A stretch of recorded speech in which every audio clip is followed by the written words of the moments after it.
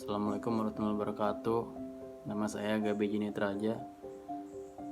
Akan melanjutkan presentasi dari meteorologi industri. Sekarang yaitu bab 2 tentang pengukuran linear. Tujuan praktikum yang pertama, mampu menggunakan vernier caliper dan hot test atau trio bore dengan baik dan benar. Yang kedua, mampu melaksanakan dan memahami pengukuran dengan vernier caliper dan hot test. Yang ketiga, memahami serta mampu membaca skala pengukuran secara teori maupun aplikasi dengan baik dan benar, terutama vernier caliper dan hot test. Vernier caliper adalah alat ukur linear serupa dengan mistar ukur, yang mana skala linear pada batang dengan ujung yang berfungsi sebagai sensor penahan benda ukur. Suatu peluncur dengan sisi yang dibuat sejajar dengan rahang ukur tetap dinamakan sebagai rahang ukur gerak yang bisa digeserkan pada batang ukur. Macam-macam vernier caliper. Yang pertama ada mistar ingsut kedalaman untuk mengukur kedalaman, mengukur lebar dan posisi alur terhadap tepi atau alur lainnya. Yang kedua ada mistar ingsut pipa, fungsinya mengukur tebal dinding pipa dan tebal plat yang melengkung. Yang ketiga ada mistar ingsut diameter alur dalam, fungsinya mengukur alur dalam silinder, diameternya minimum 30 mm. Lalu ada mistar ingsut posisi dan lebar alur, berfungsi untuk mengukur lebar alur dan posisi alur terhadap tepi atau alur lain. Yang terakhir ada mistar ingsut jarak senter, berfungsi untuk mengukur tepi jarak antara senter lubang dan mengukur jarak dari senter ke tepi. Cara pembacaan vernier caliper bisa dilihat dari gambar di atas. Apa yang kita dapat dari gambar di atas yaitu yang pertama, nilai ukur pada skala utama dinyatakan dengan garis pada skala utama sebelah kiri, terdekat dengan garis indeks atau pada skala nonius. Yang kedua, nilai ukur pada skala utama dinyatakan dengan garis angka skala nonius yang paling dekat jaraknya dengan garis indeks. Lihat garis pada skala nonius dan skala utama yang sejajar, kemudian kalikan garis skala nonius yang sejajar tadi dengan ketelitian alat tersebut. Kalibrasi vernier caliper. Kalibrasi ini bertujuan untuk meminimalisir kesalahan dalam pengukuran. Sebelum digunakannya vernier caliper, pastikan sudah terkalibrasi. Jika belum, ada langkah-langkahnya. Yang pertama, rapatkan kedua permukaan rahangnya. Yang kedua, tepatkan garis 0 dengan garis 0 pada batang utama jangka sorong. Lalu yang ketiga, lihatlah celah antara rahang ukur, pastikan kedua rahang ukur rapat. Kita masuk ke mikrometer. Apa itu mikrometer? Mikrometer adalah alat ukur linear yang memiliki ketelitian lebih baik daripada jangka sorong atau mistar ingsut. Bagian yang sangat penting dari mikrometer ini adalah ulir utama yang terletak di dalam mikrometer sendiri. Putaran ulir utama dapat menggerakkan kisaran tertentu sesuai benda ukurnya. Secara umum, tipe dari mikrometer ada 3 macam, yaitu mikrometer luar, mikrometer dalam, dan mikrometer kedalaman. Macam-macam mikrometer. Yang pertama, mikrometer dalam silinder, berfungsi untuk mengukur diameter dalam. Yang kedua, mikrometer dalam, berfungsi untuk mengukur diameter dalam. Yang ketiga, ada mikrometer dalam 3 kaki, berfungsi untuk mengukur diameter dalam. Kapasitas ukurnya dapat diubah-ubah dari 25 sampai 50, 500 sampai 100 mm.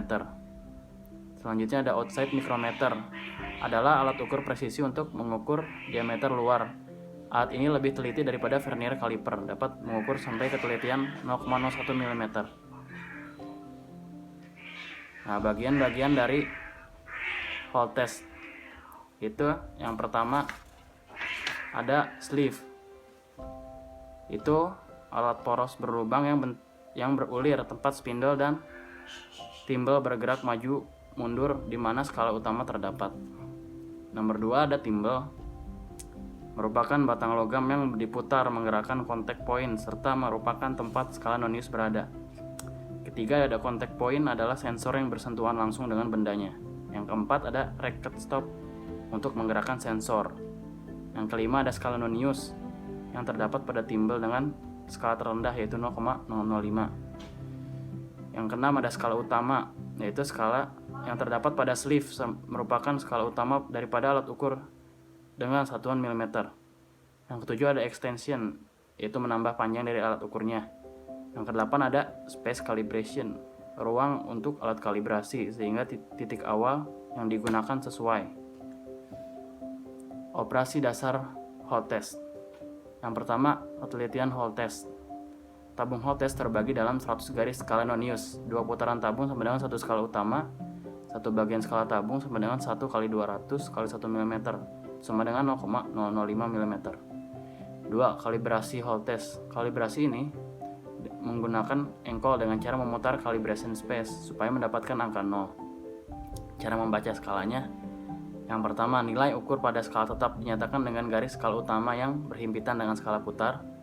Kedua, nilai ukur pada skala nonius dinyatakan dengan garis angka skala nonius yang sejajar dengan garis normal skala utama. Jumlahkan skala utama dengan skala nonius yang terbaca. Skala utama didapat, skala nonius didapat, lalu dikurangi, sehingga hasilnya terbaca 45,44 mm sesuai dengan gambar di samping. Lalu ada blok ukur. Blok ukur adalah alat ukur standar mempunyai 2 permukaan yang sangat halus, rata dan sejajar, dan 2 muka ini dibuat dengan jarak nominal tertentu. Sifat-sifat blok ukur: yang pertama, tahan aus karena kekerasannya sangat tinggi. Yang kedua, tahan korosi karena dia bahannya dari stainless steel. Yang ketiga, koefisien muainya sama dengan baja komponen mesin. Yang keempat, kestabilan dimensinya sangat baik. Nah, blok ukur ini tersedia dalam beberapa ukuran. Yang pertama ada 27, 33, 50, 87, 105, dan 112. Selanjutnya ada telescopic gauge. Telescopic gauge berfungsi untuk mengukur diameter dalam suatu benda yang memiliki diameter kecil atau tidak dapat diukur dengan alat ukur diameter dalam. Range ukurannya ada banyak. Yang pertama ada AA, itu dari 8 sampai 12 mm. Teleskopik A 12,7 sampai 19, yang B 19,32, yang C 32 sampai 54, yang D 54 sampai 90, yang E 90 sampai 150. Nah, yang pertama itu anvil, yaitu bagian yang akan kontak langsung dengan benda kerja sebagai sensor yang menentukan diameter dari benda kerja yang diukur. Yang kedua, internal spring, itu pegas yang berada di dalam silinder pembungkus anvil, berfungsi sebagai pengatur gerak dari anvil tersebut. Yang ketiga, ada handle sebagai pegangan yang menjadi penghubung anvil dan lock screw. Yang keempat, ada lock screw sebagai pengunci agar hasil ukur tidak berubah-ubah.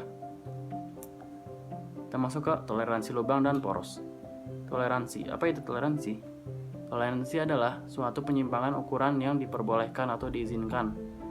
Nah, kadang-kadang seorang pekerja hanya mengerjakan bagian mesin yang tertentu saja, sedangkan pekerja yang lain mengerjakan bagian-bagian lainnya. Toleransi dituliskan di gambar kerja dengan cara tertentu sesuai dengan standar yang diikuti.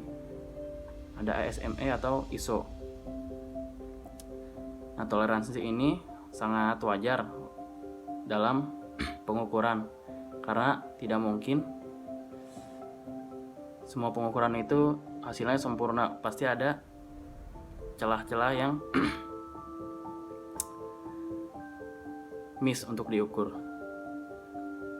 Lalu ada suaian dan jenis suaian. Suaian yang terjadi ada beberapa macam, tergantung daerah toleransi dari poros maupun lubang yang dipakai sebagai basis pemberian toleransi. Kemungkinan jenis toleransi adalah sebagai berikut. Yang pertama ada suaian longgar, adalah suaian yang selalu menghasilkan kelonggaran. Artinya, bila 2 buah komponen disatukan, maka akan timbul kelonggaran baik sebelum maupun sesudah dipasangkan.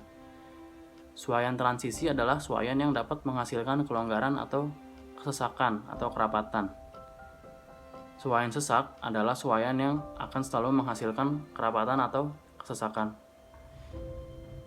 Sekian presentasi dari saya. Mohon maaf apabila ada yang salah. Wassalamualaikum warahmatullahi wabarakatuh.